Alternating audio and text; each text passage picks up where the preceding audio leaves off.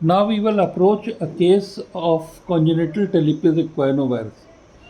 So there's no problem in diagnosing that case because even a ward boy can diagnose a club foot. And the parents usually come to you with a diagnosis. So we have told you the pathoanatomy, and that is congenital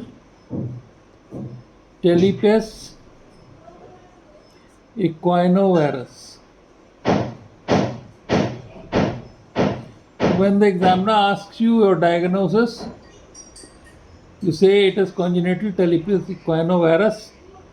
Usually it is bilateral, so you say so. Second question, why do you say so? You say it's present since birth.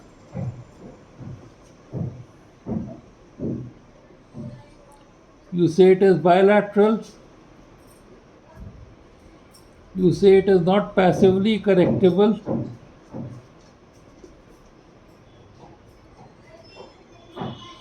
And you say that you have searched for the cause, but there is no other cause.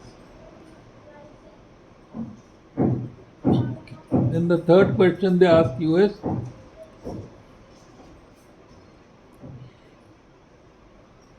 what other cause did you search for? Because you know this question leads to this. And for that you remember this basic diagram. This is the tibia, and here you have the fibula, and here you have the talus, and here you have the calcaneum, which is directed inwards, which means that there is an inversion deformity. So any cause that can cause this inversion component of the CTV, it may be true with the equinus or anything. So anything that can cause this inversion deformity is either more powerful inverters or weaker everters. So let us look at the weaker everters first. So there is an upper motor neuron, there is the anterior horn cell in the spinal cord, there is a nerve root, then there is a nerve, there is a myoneural junction, there is the muscle which supplies the everters. So here the cause can be upper motor neuron. We have three in this: cerebral palsy, Friedreich's ataxia, syringomyelia. Then you come to the anterior horn cell. In the anterior horn cell, you have two: poliomyelitis and motor neuron disease. Then you come to the nerve root. The nerve root is involved in spinal dysraphism.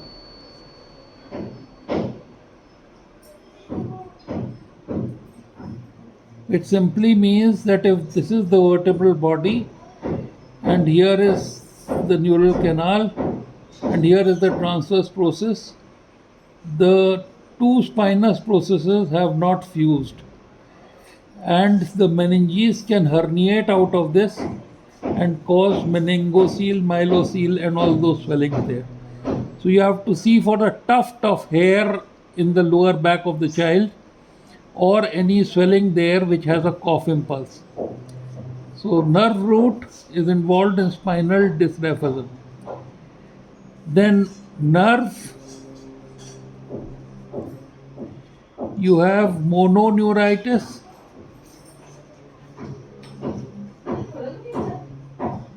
mononeuritis multiplex,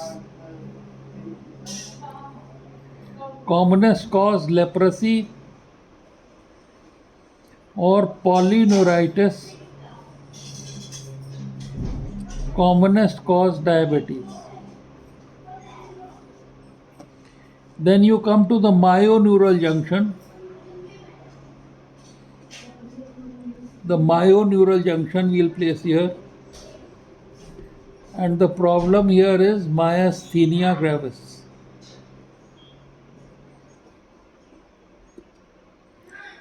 Then you come to the muscle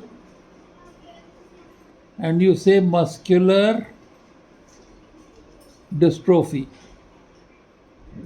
There are 4 types of muscular dystrophy, but pseudo-hypertrophic muscular dystrophy, which is symmetrical in a male, pure motor progressive. This is the common type of pseudo-hypertrophic muscular dystrophy, but with dorsiflexor everter paralysis can also be seen in peroneal muscular atrophy,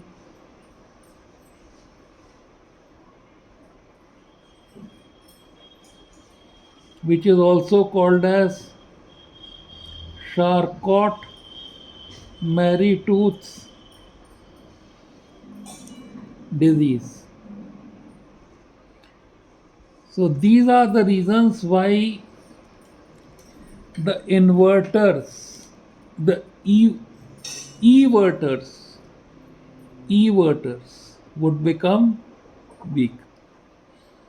Then inverters can become strong. Inverters can become strong, and the basic reasons for the inverter becoming strong are two. Either there is spasm or there is contracture. And the commonest cause of contracture is that what wanted to be a muscle develops into fibrous tissue. So this is called as myodystrophia fetalis, or it's also called as arthrogryposis multiplex congenita. So you see, one name explains the etiology. Muscle wrongly developed in the fetus into fibrous tissue. And this is multiple joint involvement. So there's club foot,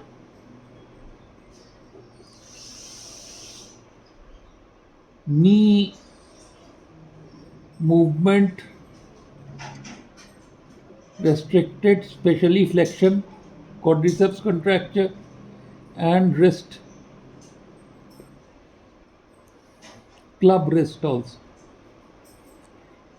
So this is myodystrophia fetalis. So this is the differential diagnosis of Talipes equinovarus, and you may be asked to discuss it.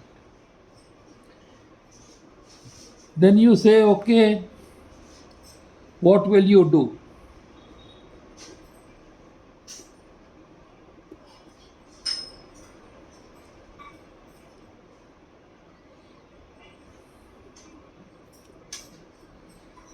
So the first question is, when will you do? Answer, as soon as possible. What will you do?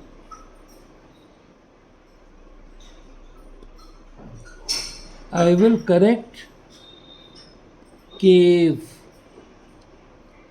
Cave is cavus. This is the foot.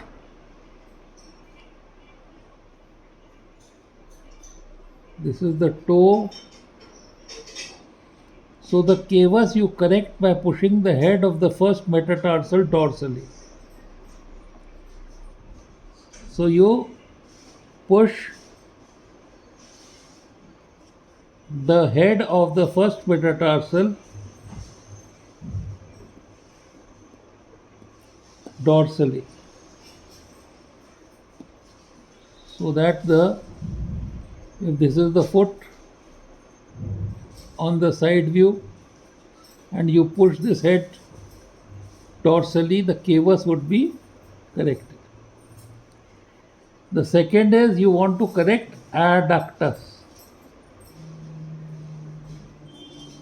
Adductus you correct by trying to push the forefoot laterally, right? And the third thing is that the varus or the inversion of the foot.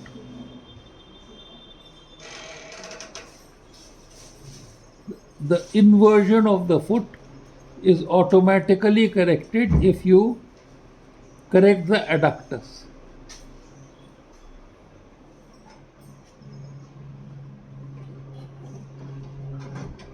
And this is because of what is called as kinematic coupling. The adduction of the forefoot is associated with eversion of the calcaneum over the talus. This is called as kinematic coupling between abduction of forefoot with eversion of heel. Joints are so shaped that both things are coupled. And finally, you correct equinus. Now, the correction of equinus is tricky, and I'll tell you why.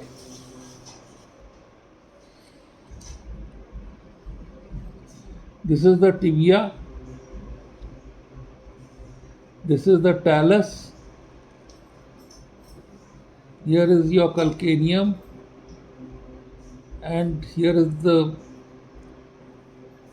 navicular, the cuneiform, and the metatarsal. And here is sustentaculum tali, and here is the spring ligament on which this head of talus is resting. So there is a very tight tendoachilles and plantaris and posticapsulio. So if you try to do a dorsiflexion, they may not allow the dorsiflexion to occur at the ankle.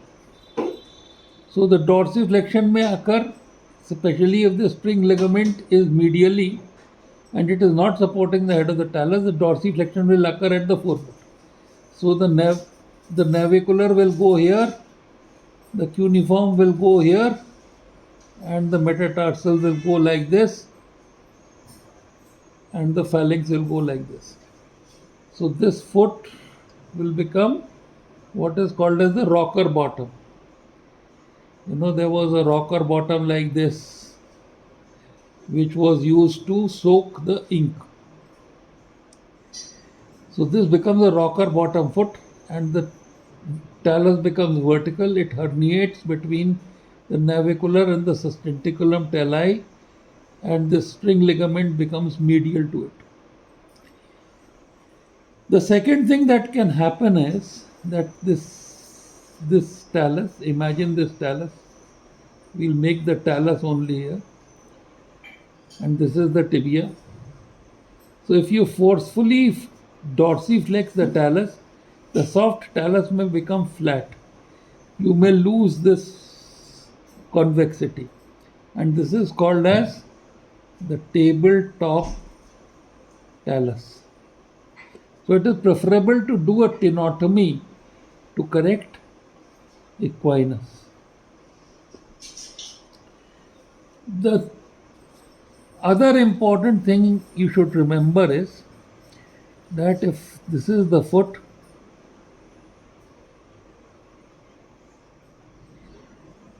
and you are trying to correct the forefoot adduction, then the fulcrum should not be cuboid.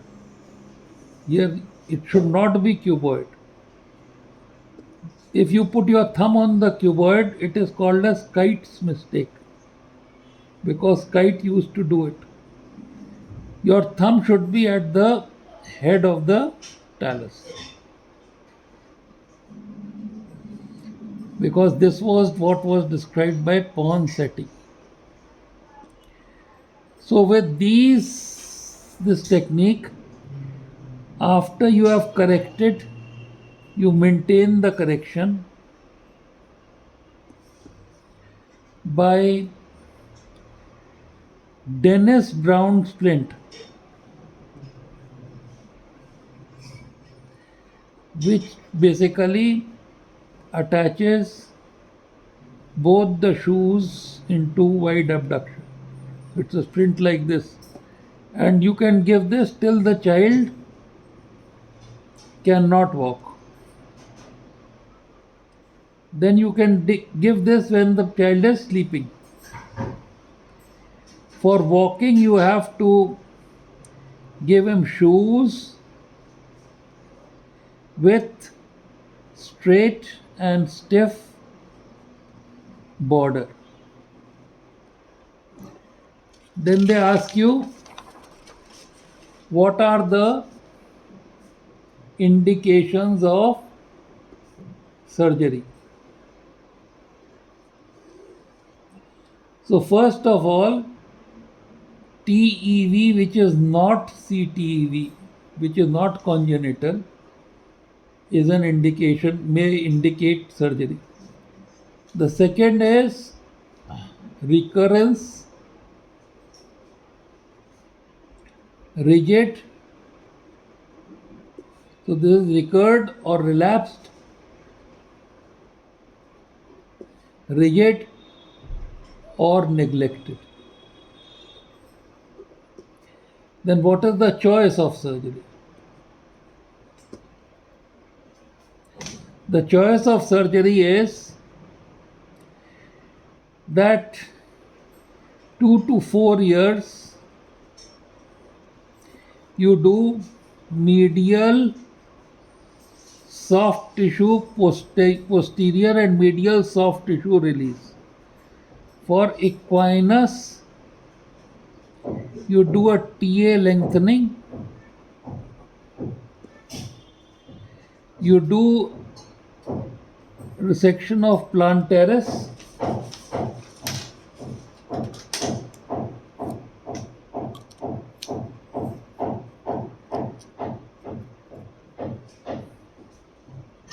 you resect the plantaris, you do a posterior capsulotomy,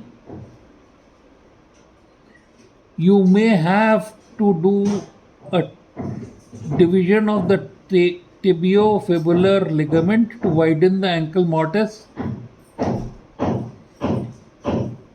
and in above 12 years of age,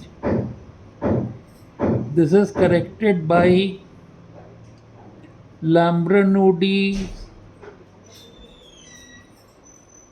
triple arthrodesis. For inversion,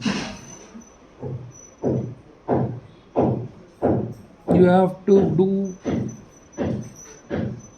divide the skin and subcutaneous tissue, the flexor retinaculum. The doctors are not here, so tibialis posterior, flexor digitorum longus, flexor hallucis longus, save the artery and the nerve. Then the tibiocalcaneal part of spring ligament, and then the medial half of interosseous talocalcaneal ligament. All right, so this is what you have to divide for inversion.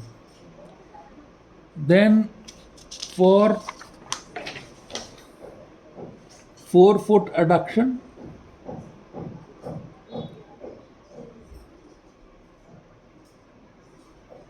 this is forefoot adduction. You have to divide all structures that arise from the medial calcaneal tuberosity, which is abductor hallucis, abductor digiti minimi, flexor digitorum brevis, and plantar aponeurosis. So abductor digiti minimi, abductor hallucis, flexor hallucis brevis, plantar aponeurosis. All these have to be removed from medial calcaneal tuberosity. Then tibialis posterior, here is the tibialis posterior talonavicular joint capsule. So TP and talonavicular joint capsule. This you do for forefoot adduction. Now, what are the bony procedures that you can do? For inversion, this is the talus and this is the calcaneum which is directed inwards. You can do an osteotomy here and you can open up the calcaneum on the medial side. So this is called as medial open wedge calcaneal osteotomy, which is called as MOCO. It goes by the name of Dwyer. For forefoot adduction,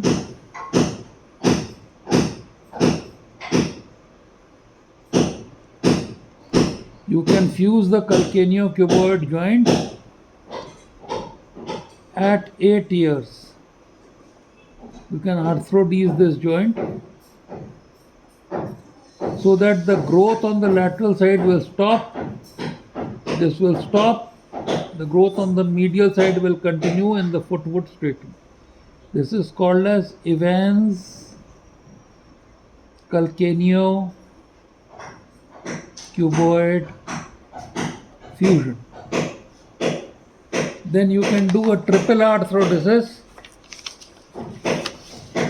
in the adult.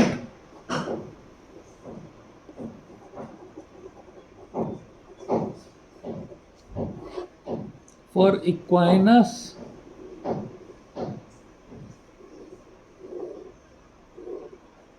you cut the lower part of talus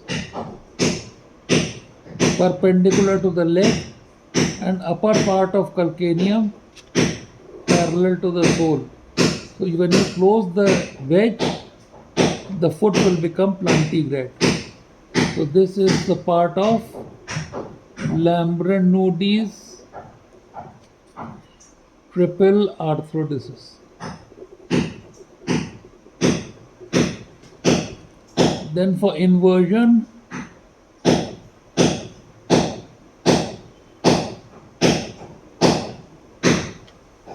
this is the talus, calcaneum has gone inside. You cut the lower half of talus perpendicular to the leg and upper half of calcaneum parallel to the sole. So when you close, the calcaneum will become straight. So this is for inversion. And then for forefoot adduction,